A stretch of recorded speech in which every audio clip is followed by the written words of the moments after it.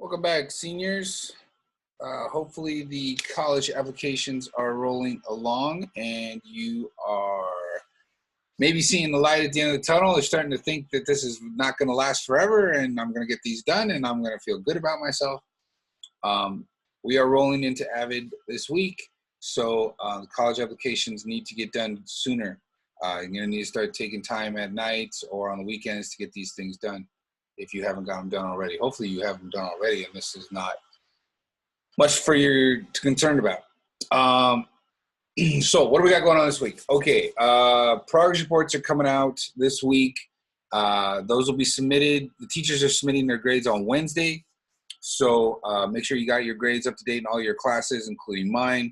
Got all the assignments in. I'm going to try and get everything graded and completely up to date for AVID by Wednesday so that your progress report is a reflection of what you've gotten done and where you're at. I know that grades might have suffered a little bit for you because we talked about how some of you were struggling and you wanted to sacrifice something, and some people made the choice to sacrifice their grades for the time being. So this progress report might not look the way you're normally used to seeing it. You might want to preface that by talking to your parents and saying, hey, the progress report you're going to get might not be exactly what you're used to, but that's because I was working on college applications and getting those done. So I would hope that a parent would understand that, but you know your parents better than I do. Speaking of which, we're going to get into getting your grades up to date. There's about 6 or 7 weeks left in school before the semester is over and your grades become permanent. So let's make sure that you like I said, you got to get these college applications done, and then that will give you about a good 4 to 5 weeks to work on classes, get your grades up, make sure you're passing all your classes, and the last thing you want to do is get accepted to a college and then have failed a first semester class that you have to take again, and then your college says, sorry, we're going to have to give your spot to somebody else because you didn't graduate. Oh, that would hurt. Oh, that'd be like a gut punch, like nobody's business. So you don't want that. You don't want that at all. All right, so let's take a look at what we're doing this week to get you all set up. I want us to refocus on time management this week. That is something that is super, super important, and a lot of us tend to put by the wayside, especially when we start getting stressed, is being able to manage our time and keep on top of all the stuff that's going on. So we're going to focus on time management.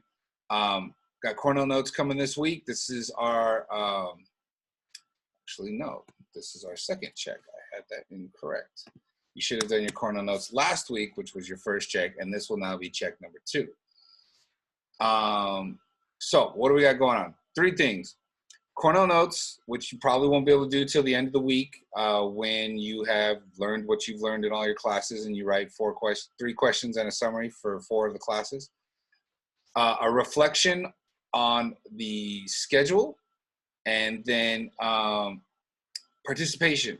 So I want you to reflect on the schedule that you're running right now. I'm trying to think off the top of my head. Did I ask you to write a schedule next week? Well, we're going to talk about that in the check-in meeting on Monday.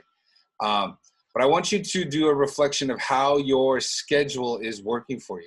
If you don't have a schedule, if you're just kind of going ding to ding to ding, like, then really explain that in your reflection. These are the prompts for that reflection. On a scale from 1 to 10, how well are you rating your ability to follow a schedule? For instance, if you don't have a schedule, you're a 1. If you have a schedule and you're following it perfectly, you do the things that you're supposed to do at the times you say you're going to do it, then you're a 10. And then explain, why do you give yourself that score? Explain in detail. You guys know how it works. If you're not honest with yourself, you're never going to improve. You're not going to get any better. We have to grow. Which parts of the schedule are you feel that's working for you? Okay, so going to class maybe, or maybe, I'm always good about relaxing at a certain time, or I'm always good about eating at a certain time, or I always wake up by a certain time, or I go to bed by a certain time, or I hang out with friends, or I do things with the family, or I'm really good about doing my work from 10 o'clock at night till midnight. Whatever it is, you got to be honest with yourself. What's working for you? And why do you think those things are working for you? It's important not to say, yeah, getting my homework done at midnight is working for me. Why is midnight working so well for you getting your homework done if that's the case? Could it be because it's quiet in the house and you can focus better? Could it be that it's not so hot, so maybe you can focus better? Maybe it's maybe during the day your brain just has a lot going on and it's hard to get any kind of work done. Or maybe your parents aren't asking you to do something. I don't know the reasons, but whatever's working for you, explain why it's working for you. What is it that makes that work for you? And then the flip side, which parts of your schedule are not working for you, and then explain why you feel that they're not working. Like, me trying to do homework at the kitchen table isn't working because my little brother comes over and, squirts me with a squirt gun. Or trying to get any work done around 5 o'clock doesn't work because my parents come home and they always ask me to like cook dinner or clean the house or something like that. Okay, that's fine. Be honest. Whatever's not working for you, explain that. And then the last one is, if you're going to make a new schedule or you're going to make a schedule at all, what suggestions would you give yourself to put in that schedule? And again, I'll remind you of this because now that you're finishing up college applications, it's time to start imagining yourself in college and realize that you're going to be in college and there ain't going to be nobody around.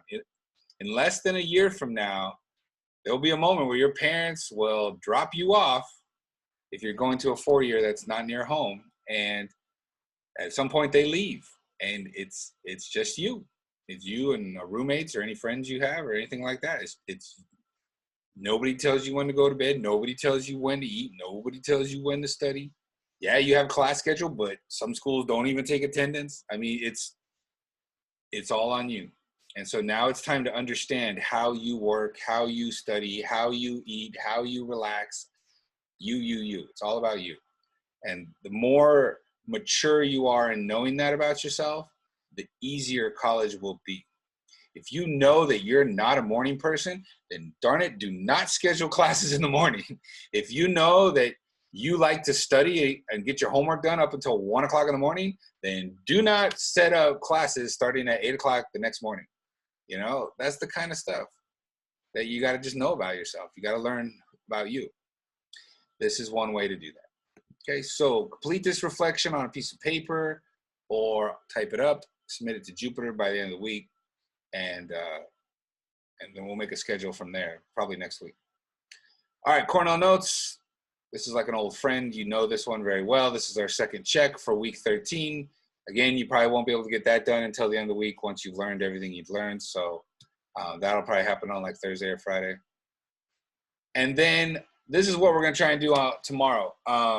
So for those of you that did not come to the meeting on Friday, I asked everybody to give me an idea of which classes they might need support with. Tomorrow, everybody comes to the Google Meets meeting that we always go to. Just show up there. I'm going to run down this week's stuff, and then we're going to try. I'm going to send everybody a Zoom link, and then we're going to try and get your computers to go into a Zoom conference and run breakout sessions. I don't know what's going to happen. I don't know if your computer is going to block it. I don't know if your computer is going to ask you to download an app. I don't know if your computer is going to be just fine and everything works out great. And then I got to figure out the whole breakout sessions and how I'm going to do all that stuff. So we'll see. It might be a colossal failure, but that's okay. Everybody that was in attendance during the Google Meets meeting, you will at least get credit for being there and participating and trying your best. So we're going to probably talk. We'll communicate through Jupiter and my texts, and we'll just keep trying to get into Zoom and see what we can do. Okay? So come to class tomorrow patient, because I don't know what's going to happen. So be on time, be patient, and if we can get it working, be prepared to share with others, but we'll see how it goes. Okay? So that's Monday. Cornell Notes, probably end of the week. Reflection, probably by the end of the week. That's your week in a nutshell. Not too much. And then we'll talk more on Monday. So I'll see all of you then. Have a good one.